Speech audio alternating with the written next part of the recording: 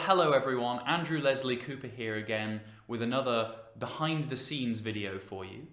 Today I'm going to be talking about Continuo realization, specifically in regards to my Sound the Trumpet video. So if you haven't seen that, go check it out on my page. Continuo realization. If those words mean absolutely nothing to you, don't worry, I will explain. In Baroque music, like that of Purcell, and also other composers like Bach, Handel, Vivaldi, and so on, the foundation of the music, the sort of cornerstone of the musical texture, is a thing called Basso Continuo, continuous bass. And what this means is a single line of music written in the bass clef that's played by several different instruments all at once. So instruments like the cello, the double bass, the bassoon, as well as the organ, the harpsichord, the lute, and others as well. So the monophonic instruments, like the cello and the bassoon, have the slightly more straightforward job, not necessarily easy, but straightforward job of playing simply just what's written in the Basso Continuo line. The polyphonic instruments, like the organ and the harpsichord, can obviously play lots of different notes at once, so they have an extra job to do. In the left hand, they need to play the Basso Continuo line, and in the right hand, they need to improvise more notes. So they have to come up with counter melodies and chords and harmonies that support what's going on in the rest of the ensemble and support the overall texture of the music. The act of doing this sort of improvisation, figuring out what the right hand is going to play, is known as realization.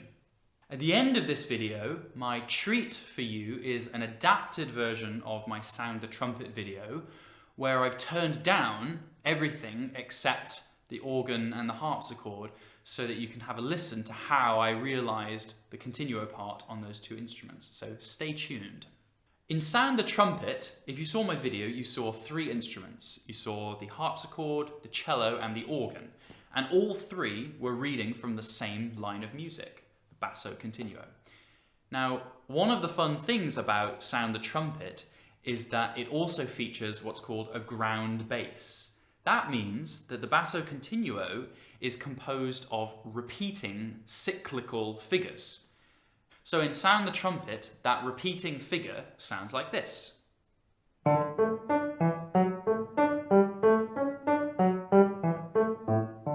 then it repeats and repeats. It starts off in the home key of D major, and then eventually it modulates to the dominant A major.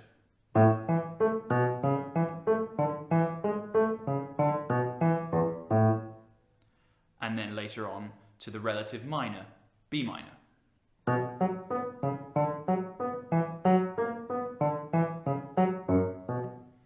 And then eventually the piece finishes out again in the home key of D major. Before I recorded anything for this video, one of the things I had to do to prepare was to decide how I was going to realize this Basso Continuo part, both for the harpsichord and the organ. So I would sit at my keyboard and I would just practice coming up with different realizations. Step one was I had to decide on a principal interpretation of the harmonic progression based on the ground bass figure. And I say principal because it does change slightly over the course of the piece based on what the voices are doing, but I wanted to stick to one main interpretation of the harmony. So here's the ground bass idea again. It's 2 bars long.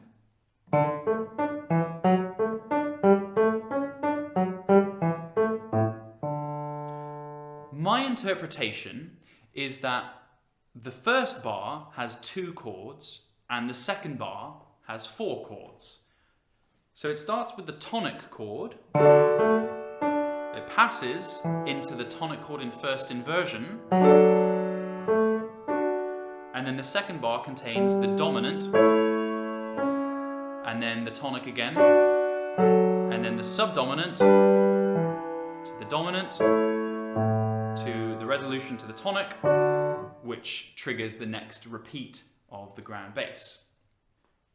Having settled upon that interpretation, I then set about coming up with some different realizations, starting with some simple chordal ones like this.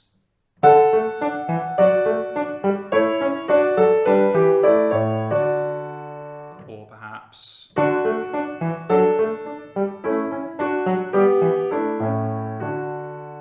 Then moving to something a bit more complicated, perhaps with a counter melody going on.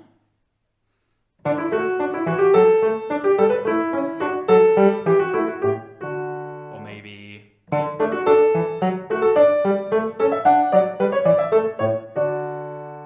Then maybe I want something really active and busy.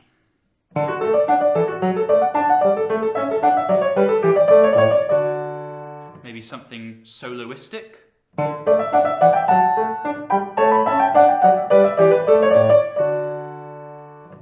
And so on. Now, it's all very nice to come up with these creative realizations to that ground bass part, but that's not all that goes into being a continuo player.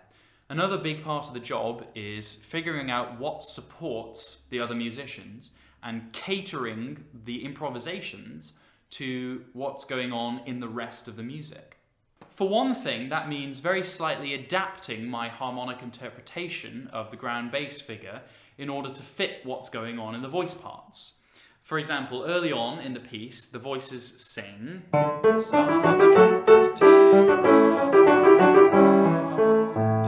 so for the last 2 beats of the ground bass figure, rather than it being subdominant to dominant, it has to be dominant for the whole 2 beats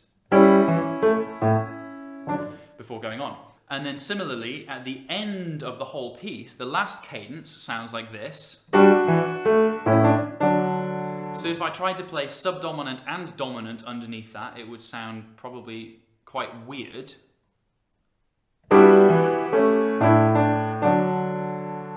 So I have to adapt what I'm doing. I also get to have some fun in supporting what the voices are doing. For example, the first time the upper voice sings, "Sound the trumpet," I think I put in a little supportive fanfare in the harpsichord part. And then right after that, the 2 voices in duet go sound, sound. So to punctuate that, I put in these short chords in the organ and the harpsichord. Sound, sound. There's also a fun moment in the second half of the piece where the voices are singing about the sprightly hautboy, which by the way just means the oboe. And I wanted to try and capture the essence of a sprightly hautboy, so I put in these high notes in the harpsichord. On the sprightly hautboy, the sprightly hautboy play. I also made a bit of a mistake in that recording. Not a mistake in my playing, but a mistake in my thinking. And that happened in the organ part, I think, where it modulates to B minor. And I thought I would modulate really clearly using an A sharp. I had forgotten that at that exact moment, one of the voices sings "All the instruments of joy," which is an A natural. So if you put those 2 things together, it sounds like this.